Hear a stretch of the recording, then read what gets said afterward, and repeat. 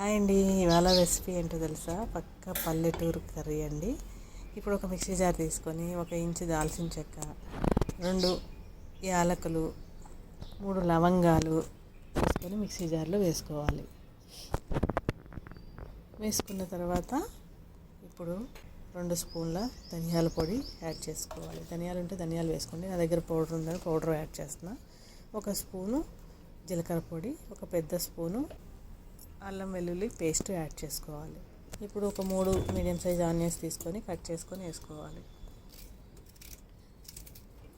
ఇలా కట్ చేసుకొని వేసుకున్న తర్వాత దీంట్లో ఇంకా మిగతా ఇంగ్రీడియంట్స్ యాడ్ చేసుకుందాము. ఈలోపు మీరు నా ఛానల్ని ఒకసారి చూసి లైక్ చేసి షేర్ చేసి సబ్స్క్రైబ్ చేసుకోండి. ఇప్పుడు పసుపు యాడ్ చేసుకోవాలి. దాంట్లోనే 2 స్పూన్ల కారం యాడ్ చేస్తున్నాను. 1 స్పూన్ సాల్ట్ యాడ్ చేస్తాను. ఇది క్వాంటిటీ చెప్తున్నానండి. ఇక చిన్న నిమ్మకాయ సైజ్ అంత చింతపండు తీసుకున్నాను. దాన్ని నానబెట్టుకొని ఇలా వేసుకున్నాను, శుభ్రంగా కడిగి. ఇప్పుడు దీన్ని కచ్చాపచ్చాగా గ్రైండ్ చేసుకోవాలి. ఈ విధంగా కచ్చాపచ్చాగానే గ్రైండ్ చేసుకోండి. నా గొంతు పోయింది ఏమనుకోవద్దు, కొంచెం కోల్డ్ ఉండి గొంతు పోయింది. ఇలా చేసుకొని పక్కన పెట్టుకోండి. ఇప్పుడు మన పక్క పల్లెటూరు స్టైల్ కర్రీ అని చెప్పాను కదా, బ్రింజాల్ కర్రీ అనమాట. ఇప్పుడు వంకాయలు తీసుకోవాలి. నేనైతే ఒక 10 వంకాయలు తీసుకున్నానండి. మంచిగా నీట్గా కడిగి పక్కన పెట్టుకున్నాను. 10 వంకాయలు తీసుకున్న దానికి క్వాంటిటీ చెప్పాను మీకు. ఇలాగా కట్ చేసుకొని, గుత్తి వంకాయలాగా కట్ చేసుకొని, కింద ఉన్న ముచ్చుకు కూడా కొంచెం తీసేసి సాల్ట్ వాటర్లో వేసి పెట్టుకోవాలి. అన్నీ కూడా ఇలా కట్ చేసి పెట్టుకున్నాను నేను. ఇప్పుడు స్టవ్ ఆన్ చేసుకొని ప్యాన్ పెట్టుకోవాలి. స్టవ్ ఆన్ చేసి ప్యాన్ పెట్టుకున్న తర్వాత ఆయిల్ వేసుకోవాలండి. కొంచెం ఎక్కువ ఆయిలే పడుతుంది. దీంట్లో కొంచెం ఆయిల్ కాగిన తర్వాత ఆవాలు యాడ్ చేసుకోవాలి. చిటపట్లాడిన తర్వాత ఏవైతే కట్ చేసి పెట్టుకున్నామో ఆ వంకాయలన్నీ యాడ్ చేసుకొని దాని పైనుంచి కొంచెం సాల్ట్ యాడ్ చేసుకొని మూత పెట్టుకోవాలి. ఇప్పుడు మూత పెట్టుకున్న తర్వాత ఇవి మగ్గుతాయి. చాలా బాగా మెత్తగా మగ్గేంత వరకు మధ్య మధ్యలో చూసుకుంటూ కలుపుకోవాలి. ఇవైతే అన్నీ మగ్గిపోయినాయండి. ఇప్పుడు ఇవన్నీ కూడా ఒక ప్లేట్లోకి తీసుకున్నాను.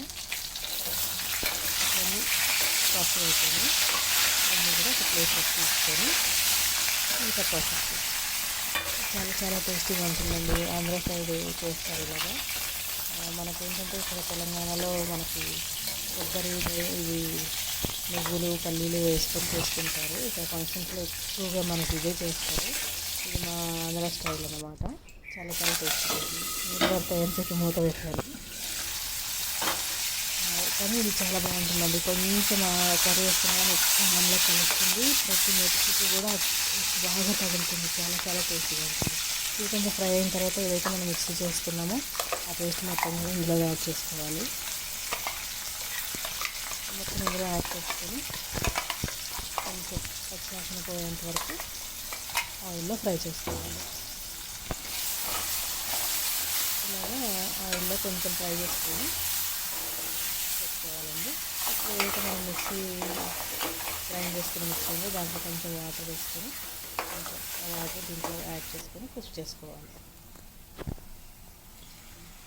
వాటర్ సరిపోతుంది. ఈ వాటర్ వేసుకొని కొంచెం పచ్చివాసన పోయేంత వరకు కుక్ చేసుకోవాలి. తర్వాత మనకి గ్రేవీకి సరిపడగా మళ్ళీ వాటర్ యాడ్ చేసుకోవాలి.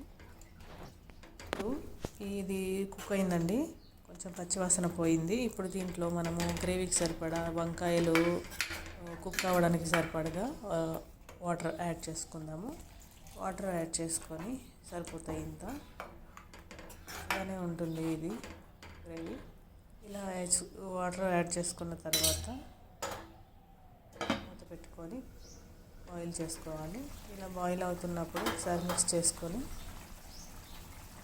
వంకాయలు యాడ్ చేసుకోవాలి.